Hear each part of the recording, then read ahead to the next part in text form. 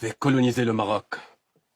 لا حول ولا قوة إلا بالله. نروح على المغرب. في ناس استاءت من فكرة إنه لحن النشيد الشريف فرضه الجنرال أوبير اليوتي، أول حاكم للمغرب بعد تنازل السلطان عبد الحفيظ لفرنسا عن المغرب عشان تحمي من الشعب. تحمي مين يا أولاد؟ السلطان عبد الحفيظ. من مين؟ من الشعب. اليوتي، وركزوا معانا في هالهدرة أصحابنا المغاربة، اليوتي هاد بعد ما انتهى من قطع رؤوس الثوار قرر فجأة تأسيس مغرب معاصر بيرمز له بالراية الحمراء وسلام وطني. أيوة، هو اللي تسمت مدرسة لسيل يوتي في كازابلانكا على اسمه. اليوتي وقتها أمر القبطان ليو مورغان قائد الفرقة العسكرية الفرنسية في المغرب بتلحين السلام الشريف، لكن بيبقى بدون كلمات. لحد وينتا؟ لحد تأهل أسود الأطلس لأول مرة في نهائيات كأس العالم بالمكسيك. فبيقرر الملك الحسن الثاني ملك المغرب يزيد عليه كلمات من تأليف الأديب علي الصقلي الحسيني عشان يرددها منتخب المغرب زيه زي باقي المنتخبات، وما فيش حدا أحسن من حدا. بس وقت اللاعبين ما عرفوش يرددوه عشان ما لحقوش يحفظوه. بس في مغاربة لما اكتشفوا إنه اليوتي هو صاحب لحن النشيد الشريف استفزهم الموضوع وطالبوا تغييره، زي ما طالبوا بإزالة تمثاله من ساحة القنصلية الفرنسية بالدار البيضاء واستبداله بتمثال جريندايزر. جريندايزر على الأقل أنقذ البشرية، اليوتي مستعمر سفك دماء المغاربة.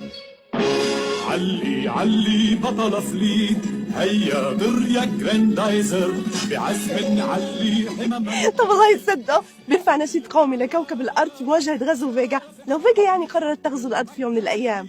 جراندايزر.